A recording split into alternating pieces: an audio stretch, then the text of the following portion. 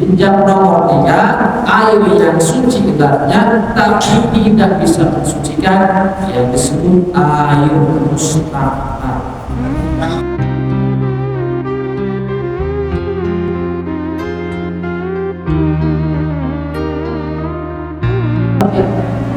Dirangkai menjadi 4 bagian arba'at wa samina al-mutahhiru bi nafsihi mutahhiru li ghairihi. Air yang boleh dipakai bersuci dari yang 7 ini dirangkum menjadi 4. Yang pertama, tahhiru bi nafsihi mutahhiru li ghairihi. Air yang suci tanya mutahhiru li ghairihi, dan bisa mensucikan kepada perkara yang lain. Ghairu makruhin, dan tidak makruh dipakai. Wa huwa al-ma'ul mutlaq, itu dinamakan air mutlak. Jadi dari yang 7 ini, sekali lagi dari yang 7 ini dirangkum menjadi 4. Yang pertama namanya air mutlak, air yang suci datnya dan bisa mensucikan kepada perkara yang lain. Air yang suci datnya bisa dipakai wudu, bisa dipakai adus, dan bisa dipakai menghilangkan najis. Itu namanya air mutlak. Mau dari air sumur, mau dari air hujan, mau dari air salju, air mutlak selagi suci datnya, selagi suci datnya dan bisa mensucikan. Al-qayyid lazim fala yaqul al-qayyid itu apa itu. Yang pertama yang pertama air mutlak, air yang suci datnya dan bisa mensucikan dan tidak makruh dipakainya, itu dinamakan air mutlak. Masani tahirul mutahhirul makruhun istiqbal. Yang kedua dari yang 4 ini, yang kedua air yang suci datnya mutahhirun dan bisa mensucikan, tapi makruh dipakainya. Apa namanya? Wa huwa al-ma'ul syammasu, yaitu air panas. Air panas. Air panas itu hukumnya suci dan bisa mensucikan, tapi makruh dipakai. Ya. Yang pertama air mutlak, yang kedua air panas. Air panas hukumnya suci dan bisa mensucikan, tapi makruh dipakai. Makruh dipakai berwudu, makruh dipakai mandi wajib. Ayat al-musyaffar bi ta'thiri samsi fihi wa inna ma yukrahu syar'an bi qadri harif bi ina'in mutabarin illa inna qadaini. Wa idza qara'at salat al-qira'at wa qtara an-nawawi 'ala al-qira'ati mutlaqan wa yukrahu aidan syadidun disuruh ada orang-orang. Jadi yang dinamakan air panas itu air al-musakhkhar bi ta'thir samsi, air yang panas dengan sorotan matahari. Air yang panas dengan sorotan matahari, bisa dengan sorotan matahari, bisa panas dengan cara dimasak. Kita masak air panas, udah dibau, satu udah kita habis, makanya mampu dipakai. Wa inna ma yukrahu syar'an, air panas itu dimakruhkan dengan hukum syara bil qadri jadi, tetapi jadi ini tergantung daerah. Tergantung daerah. Kalau di Indonesia, di sini dijelaskan dalam syaratnya. Kayaknya kalau di Indonesia berwudu dan mandi wajib memakai air panas itu dimakruhkan. Karena di kita itu cuacanya panas. Di kita itu cuacanya panas. Kalau jadi fisailah betul itu hadis bin Ubaradun kasyamin para yukrahu al-musyammasu bihi. Tapi kalau misalkan di negara-negara yang dingin, di negara yang dingin sekali, Air panas ini tidak jadi makruh ketika dipakai wudhu, ketika dipakai mandi wajib, dan ketika dipakai menghilangkan hadas. Kenapa? Karena tidak membahayakan kepada dirinya karena saking dinginnya.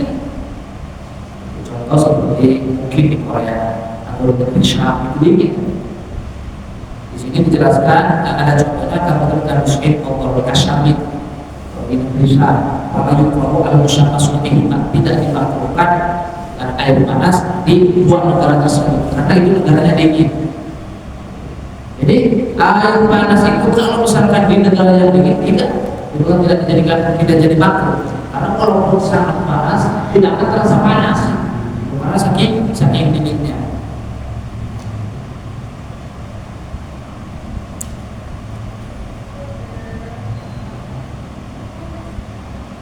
Wa yukrahu ayyudan syadidul lisukuratin wal burudatin, dimakruhkan juga hukumnya ketika kita mau bersuci dan mau berwudu memakai air yang sangat panas dan memakai air yang sangat dingin. Terlalu panas makruh, sebaliknya terlalu dingin makruh. Jadi yang sedang. Jadi kita jelaskan poin yang pertama dinamakan air mutlak, yang kedua dinamakan air panas. Air panasnya oleh karena sorotan matahari ataupun karena di pasar itu hukumnya makruh dipakai untuk berwudu. Tapi saat oleh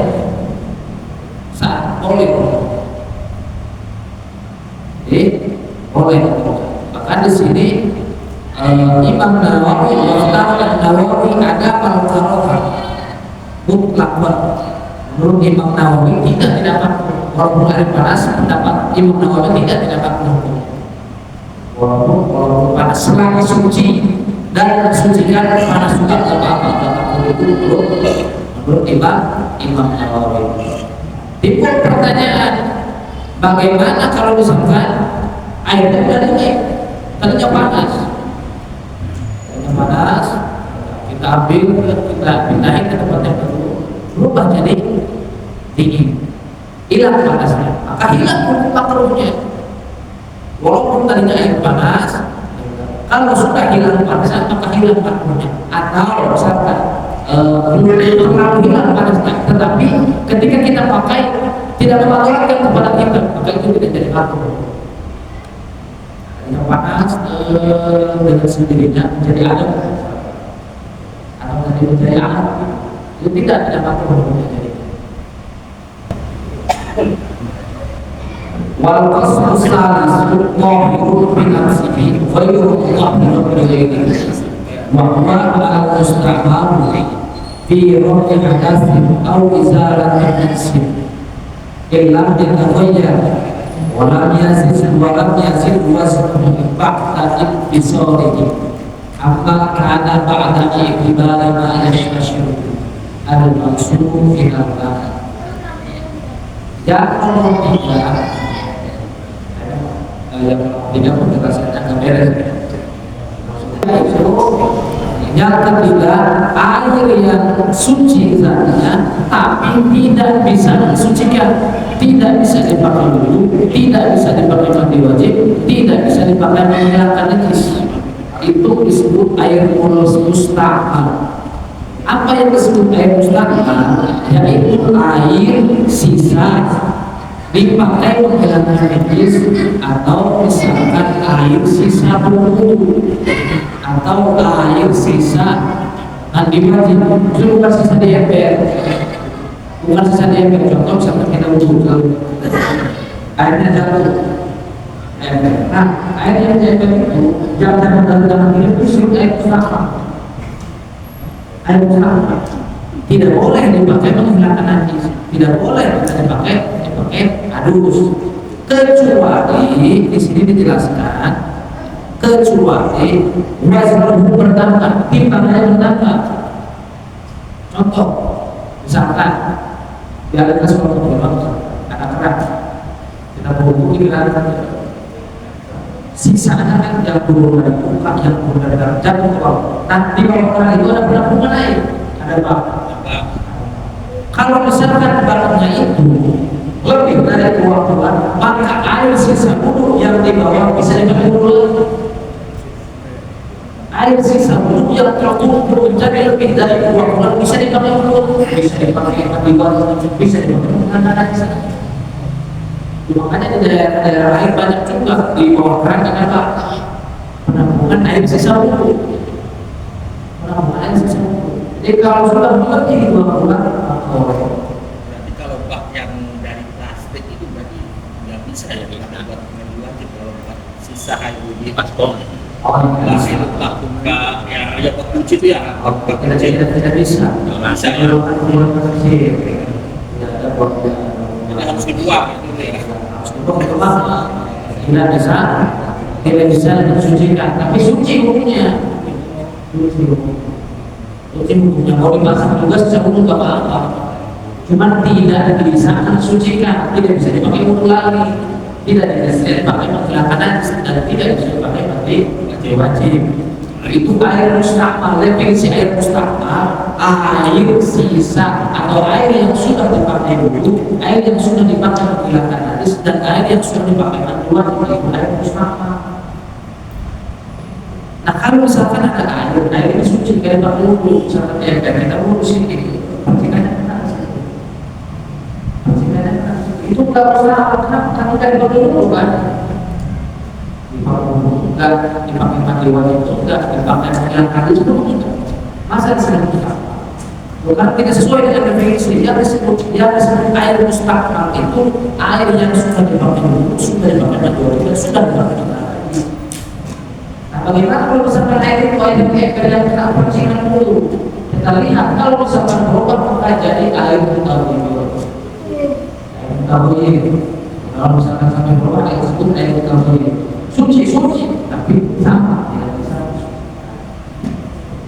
Nah kalau misalkan ketika kita di dalam kita ada najisnya, misalkan di sini ada tai ayam, atau misalkan di sini ada, kita memasukkan ke bersihkan tetangga airnya suci, tapi kita bersihkan sisa masukan karena kita yang tidak percaya najisnya.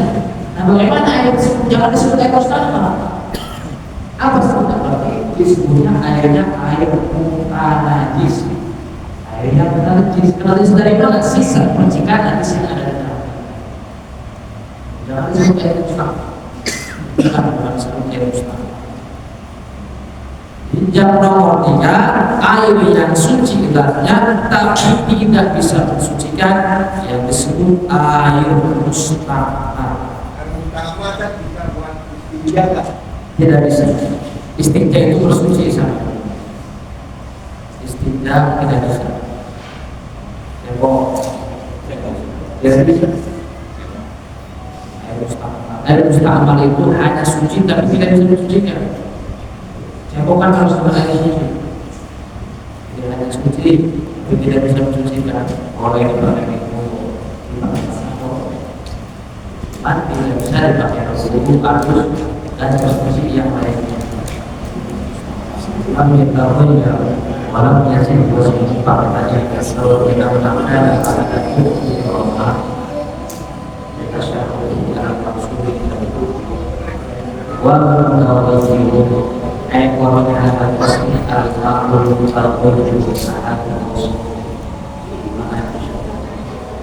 pada saat panjang sebagai pengertian itu ukuran itu sampai sini.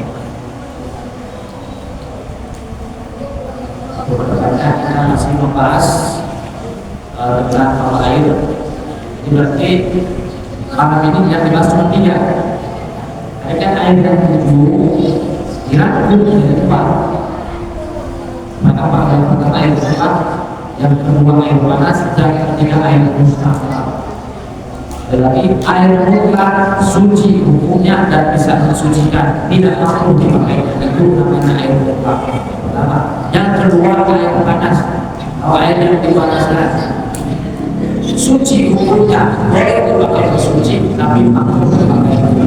yang ketiga air mustahab, air yang sudah dipakai berwudu, sudah dipakai menghilangkan najis, sudah dipakai harus dipakai, itu namanya air mustahab.